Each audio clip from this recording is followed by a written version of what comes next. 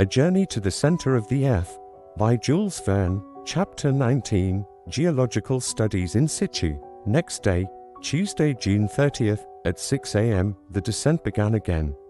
We were still following the gallery of lava, a real natural staircase, and as gently sloping as those inclined planes which in some old houses are still found instead of flights of steps.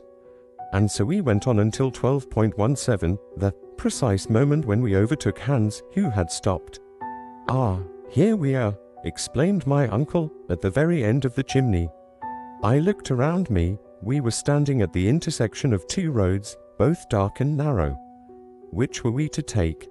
This was a difficulty. Still my uncle refused to admit an appearance of hesitation, either before me or the guide. He pointed out the eastern tunnel, and we were soon all three in it. Besides, there would have been interminable hesitation before this choice of roads, for since there was no indication whatever to guide our choice, we were obliged to trust to chance. The slope of this gallery was scarcely perceptible, and its sections very unequal. Sometimes we passed a series of arches succeeding each other like the majestic arcades of a Gothic cathedral. Here the architects of the Middle Ages might have found studies for every form of the sacred art which sprang from the development of the pointed arch. A mile farther we had to bow our heads under corniced elliptic arches in the Romanesque style, and massive pillars standing out from the wall bent under the spring of the vault that rested heavily upon them. In other places this magnificence gave way to narrow channels between low structures which looked like beavers' huts, and we had to creep along through extremely narrow passages. The heat was perfectly bearable, and voluntarily I began to think of its heat when the lava thrown out by Snaefell was boiling and working through this now silent road.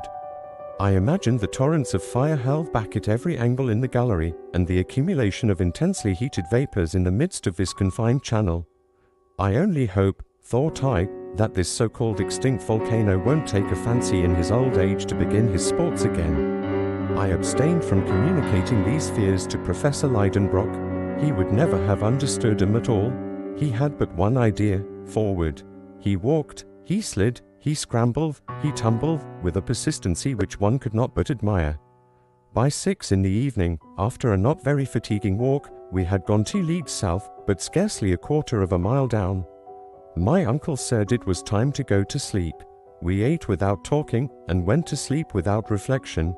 Our arrangements for the night were very simple. A railway rug each, into which we rolled ourselves, was our sole covering. We had neither cold nor intrusive visits to fear. Travelers who penetrate into the wilds of Central Africa, and into the pathless forests of the New World, are obliged to watch over each other by night. That we enjoyed absolute safety and utter seclusion. No savages or wild beasts infested these silent depths. Next morning, we awoke fresh and in good spirits. The road was resumed. As the day before, we followed the path of the lava. It was impossible to tell what rocks we were passing. The tunnel, instead of tending lower, approached more and more nearly to a horizontal direction. I even fancied a slight rise. But about 10 this upward tendency became so evident, and therefore so fatiguing, that I was obliged to slacken my pace. "Well, Axel," demanded the professor impatiently. "Well, I cannot stand it any longer," I replied. "What? After 3 hours' walk over such easy ground? It may be easy, but it is tiring all the same." "What? When we have nothing to do but keep going down?" "Going up, if you please." "Going up," said my uncle, with a shrug. "No doubt. For the last half hour the inclines have gone the other way, and at this rate we shall soon arrive upon the level soil of Iceland." The professor nodded slowly and uneasily like a man that declines to be convinced. I tried to resume the conversation. He answered not a word, and gave the signal for a start. I saw that his silence was nothing but ill humor. Still I had courageously shouldered my burden again, and was rapidly following Hans, whom my uncle preceded. I was anxious not to be left behind. My greatest care was not to lose sight of my companions. I shuddered at the thought of being lost in the mazes of this vast subterranean labyrinth. Besides, if the ascending road did become steeper, I was comforted with the thought that it was bringing us nearer to the surface. There was hope in this. Every step confirmed me in it, and I was rejoicing at the thought of meeting my little Grauben again. By midday there was a change in the appearance of this wall of the gallery. I noticed it by a diminution of the amount of light reflected from the sides, solid rock was appearing in the place of the lava coating.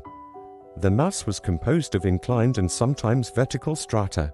We were passing through rocks of the transition or Silurian L system. It is evident, I cried, the marine deposits formed in the second period, these shales, limestones, and sandstones. We are turning away from the primary granite. We are just as if we were people of Hamburg going to Lübeck by way of Hanover. I had better have kept my observations to myself, but my geological instinct was stronger than my prudence, and Uncle Lidenbrock heard my exclamation. "What's that you are saying?"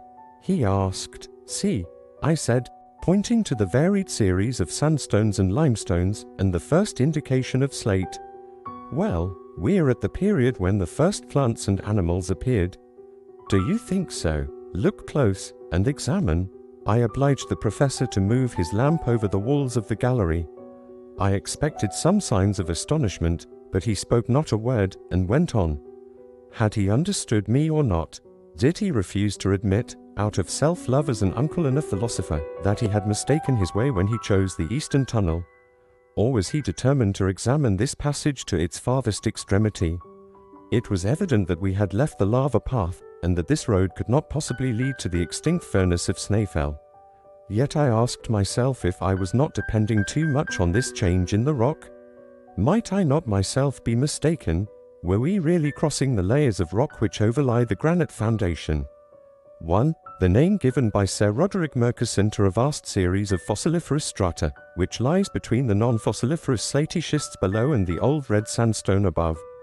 The system is well developed in the region of Shropshire, etc., once inhabited by the Silos under Caractacus or Caradoc.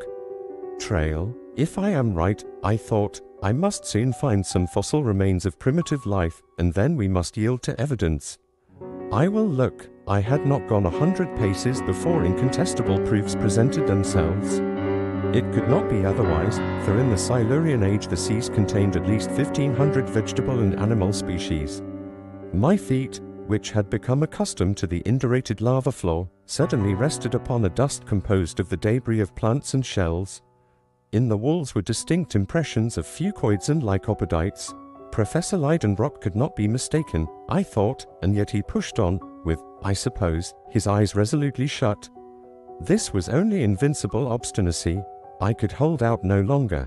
I picked up a perfectly formed shell, which had belonged to an animal not unlike the woodlouse. Then, joining my uncle, I said, "Look at this." "Very well," said he quietly, "it is the shell of a crustacean, of an extinct species called the trilobite. Nothing more. That don't you conclude, just what you conclude yourself?" "Yes, I do, perfectly. We have left the granite and the lava. It is possible that I may be mistaken, but I cannot be sure of that until I have reached the very end of this gallery. You are right in doing this, my uncle, and I should quite approve of your determination, if there were not a danger threatening us nearer and nearer." "What danger?" "The want of water." "Well, Axel, we will put ourselves upon rations.